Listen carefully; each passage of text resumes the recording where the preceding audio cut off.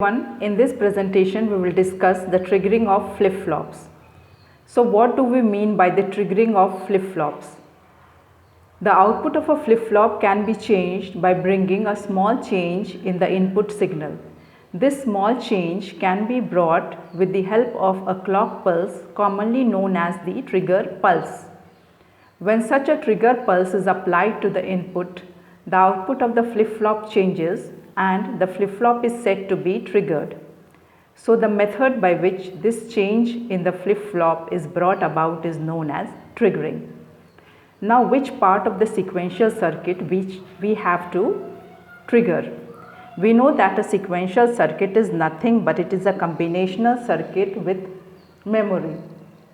So if we are having the combinational circuit and if we give input to it, then output will be generated. Now the state of this combinational circuit is stored in the memory, and we know that memory is nothing but it is the latch or the flip-flop. A clock pulse is given to this memory. A clock pulse is the controlled input. Now what we have to trigger in this sequential circuit? We have to trigger this memory element. The state is stored in this flip-flop or the latch, and it is switched or changed from one state to the other state depending upon the input and the previous state stored in it. It is changed or switched by the change in this controlled input. The clock pulse, when changes, it will cause the change in the latch or the flip-flop. And what will change in this latch or flip-flop? The stored state. That is, whatever the state of the combinational circuit will be changed depending upon the clock pulse. So we have to trigger this memory element, that is our latch or flip-flop, and this transition is known as the triggering of this flip-flop. So this is what we mean by triggering of flip-flops. Now let us discuss the different types of the triggering methods. Now for the different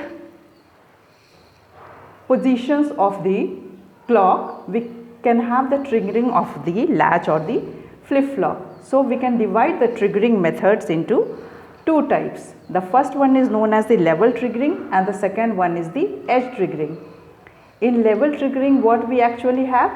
In level triggering, we find that whenever the clock remains in high, then there will be a transition in our latch or flip-flop. Similarly, we find that when this is again high here, then there will be again change or transition in the flip-flop. So we call this as level triggering. That is, whenever we will have the clock as high, then the change in the circuit will happen. Now let us see what do we mean by edge triggering. So the edge triggering is again of two types. First one is the positive edge triggering and the second one is the negative edge triggering. So to understand this, let us make a clock. Here we have made a clock and we will try to understand what is meant by positive edge triggering and what is negative edge triggering.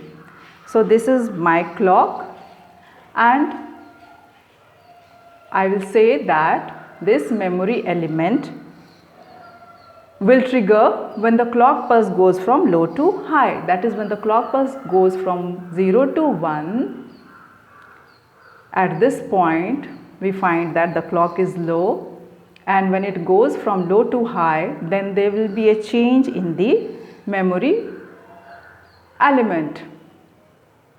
That is, it will switch from one state to the other state.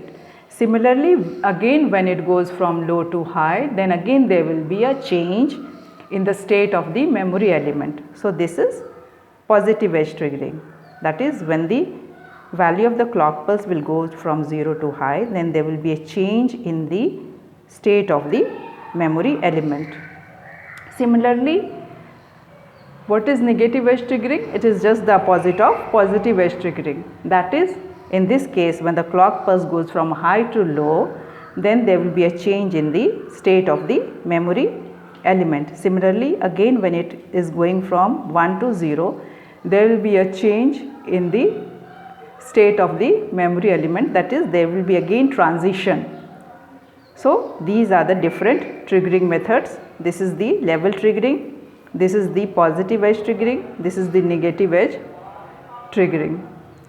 So hope you have understood the triggering and the triggering methods. So that's all in this presentation.